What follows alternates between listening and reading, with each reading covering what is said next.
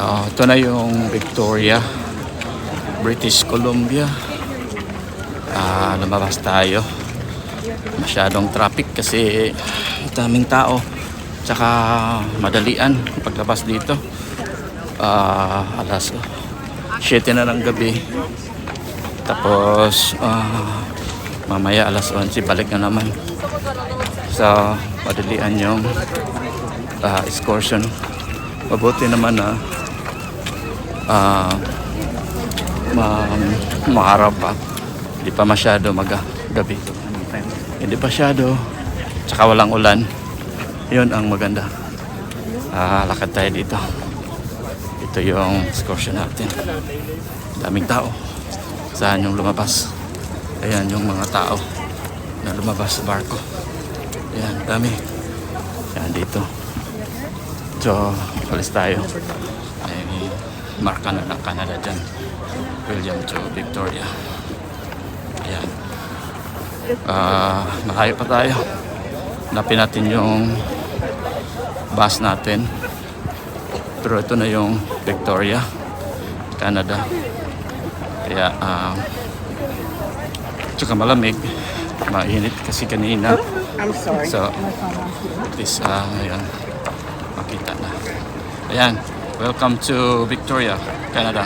Ito na yung Victoria, Canada. Ayan. Welcome to Victoria, Canada. Dito na tayo na. Welcome to Canada. Hanap tayo ng bus natin. Okay. Ayan. Dami na kasing tao. Dito tayo sa exit. Ayan. Dito tayo. Hanap tayo ng bus natin. Cannabis. Ayan. Declared pa rin yan. May mga bus dito. Shore excursion. Natin dito. So,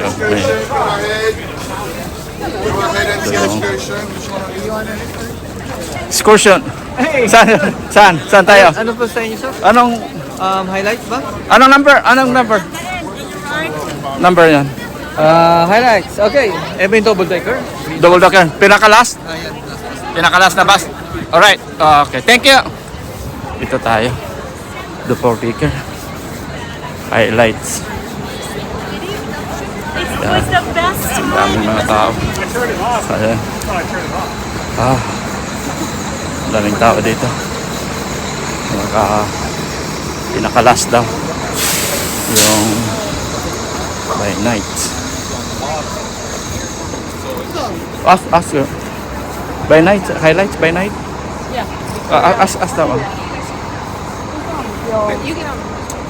Is this a right ticket? Which one are you headed to here? I know it's too bright. It is, but we'll get you on this bus over here, actually. Oh, the other side. Thank you. Thank you. Lipat tayo dito.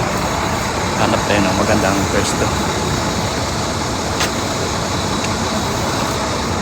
There you go. Welcome. Thank you. Shove off here. We have been given the all clear, but before we pull away, just going to do a check and make sure everybody can hear me. So by way of the stomping on the floor method, oh, you're not even going to let me finish?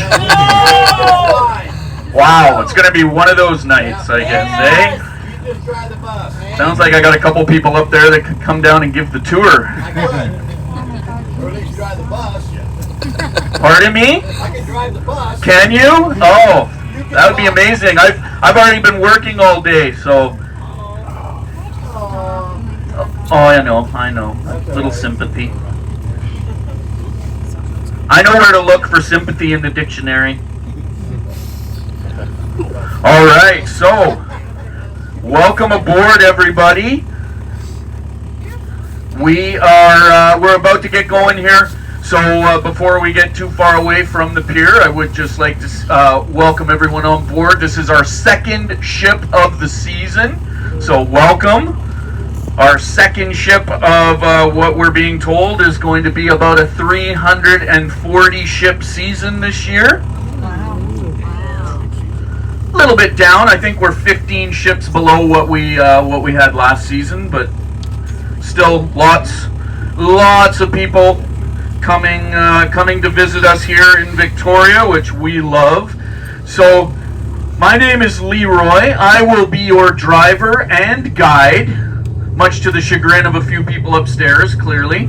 But I will be your driver and guide for the next. We're going to be on the bus together for about an hour and a half, and then as part of the tour, we will be making a stop. So our stop downtown, just so that we can get everybody downtown when everything is still open.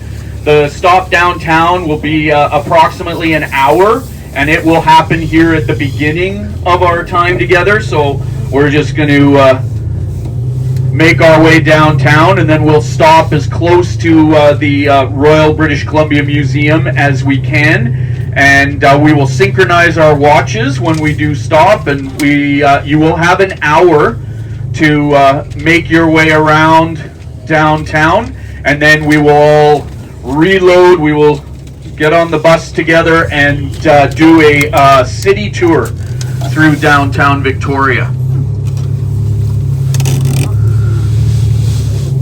So is this this cruise? Where did you guys come from? You guys haven't not from Alaska. Did you come from California on this one? Seattle. Oh, Seattle. Okay. So where does the ship head? Where's the ship going? Oh, it is in Alaska. Okay. Last week the ship wasn't coming from Alaska. So that actually is about, I want to say, probably 95% of our cruise business here are ships returning back to Seattle from Alaska. So just the ship last week wasn't part of the Alaska itinerary, so I just wasn't sure.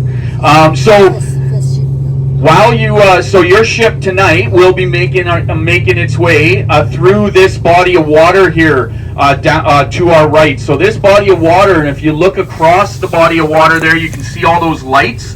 So this is the Strait of Juan de Fuca. This strait is only 26 miles wide at its widest point, and all those lights that you see over on the other side. So that those lights there that you see just to our right there, those are the city lights of Port Angeles, Washington. So just on the other side of this Strait of Juan de Fuca is a very large mountain range called the Olympic Mountains. And that mountain range, and just on the other side of the water, that is all Washington State. So that's how close we are to the United States here in Victoria. So where you are right now, you are in the city of Victoria. We are the capital city of the province of British Columbia. There we go. Why are my lights not working?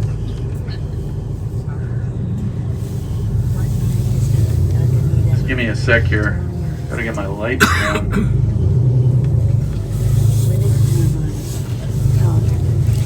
Yeah, as in the headlights. That would be good. If for some reason they don't want to go on.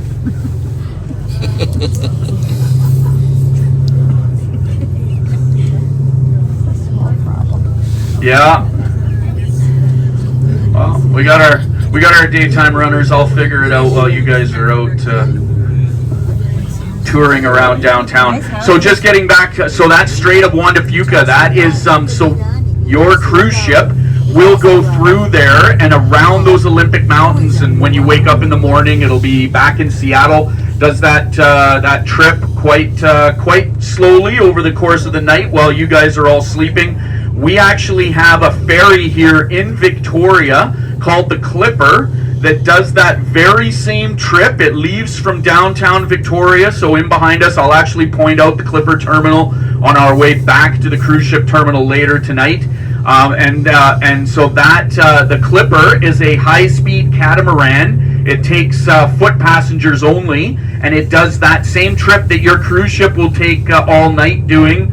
The Victoria Clipper does that trip in 2.5 hours. So we can get from downtown Victoria to downtown Seattle in just a little over 2.5 hours.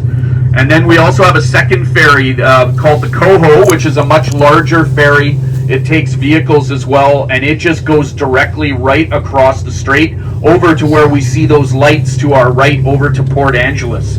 So we actually have 2 ferries here in downtown Victoria that take us over, across, or through the strait. A lot of us here in Victoria, we do enjoy going down to Seattle, especially me. Your driver and guide is a 40-year Seahawks fan, so I try to get down there at least once a season. I usually take the Clipper because it goes right into downtown Seattle, and then go and watch my Seahawks beat up on the Cardinals or the 49ers or the Rams. Usually at this part of the tour, I get lots of booing, and I can tell who NFL fans are on board the bus. If I get any Rams or 49ers fans, their tour usually becomes a walking tour very quickly. So as we go along here, have a look out the left side of the bus. So you will see this sign here. It says mile 0, if you can read that. So that is one of 2 mile 0 markers that we have here in Canada. So we have one here in Victoria, British Columbia. And then the other mile 0 marker is all the way across the country, some 5,000 miles away in a city called St. John's, Newfoundland. And the mile 0 markers, what they indicate or what they mark are the beginning and end points of the world's longest stretch of highway, the Trans-Canada Highway, which does stretch for over 5,000 miles. Wow. And to our right, we have a very large, this is the largest public park in all of Greater Victoria. So this one is called Beacon Hill Park. And Beacon Hill Park was a very large parcel of land that was given to the city of Victoria by the Hudson's Bay Company. So before we were a city here in Victoria, we are the capital city of the province. And so when we get downtown, I'll point out we do much like state capitals in the United States with their capitol buildings. We have our own capitol building here in Victoria. It's called our Legislature building, and we will see that once we get downtown. But before we were a city, what was here back, it was built in 1843. And it was a Hudson's Bay Company trading post, a fur trading post called Fort Victoria. And so Fort Victoria, like I said, the actual walls, the fort itself was built in 1843. And the fort actually lasted. It was here for 21 years. But by 1864, the city of Victoria started to grow up outside the walls of the fort. So they no longer needed the fort itself, and so the fort was taken down in 1864. And as we go around and through Beacon Hill Park, you can see it is lit up a little bit at night.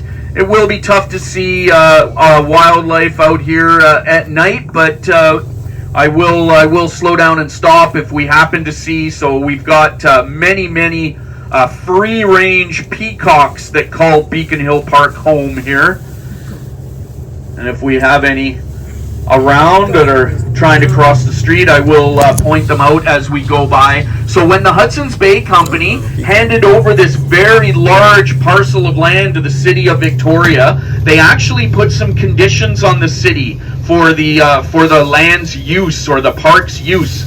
So as we continue through the park and as we go around, you might notice there are no fences or gates around the perimeter of the park. So that was the first rule that the Hudson's Bay Company put on the city of Victoria. They were not allowed to gate or close off the perimeter of the park in any way. Beacon Hill Park was meant to be used by not only the citizens here, but visitors to the city at all times of the day or night. So you can come into Beacon Hill Park any time of the day or night. Parking is all free inside the park. So that was the second condition that the Hudson's Bay Company put on the city when they handed over this large parcel of land. So the city of Victoria is not allowed to generate any income from anything that happens inside the park's boundaries. So in this park, there is a large band shell. Lots of different concerts and things go on and happen there throughout the year. All of admission into anything that happens inside the park is all either free or by donation. And if you have a look out the left, you can just kind of see its shadow there out the left-hand side. So that is the world's tallest freestanding totem pole. And it was, when it was first carved, it was carved out of one singular log. It was carved by an artist, by a carver, by the name of Chief Mungo Martin. It's no longer in one singular piece anymore. They had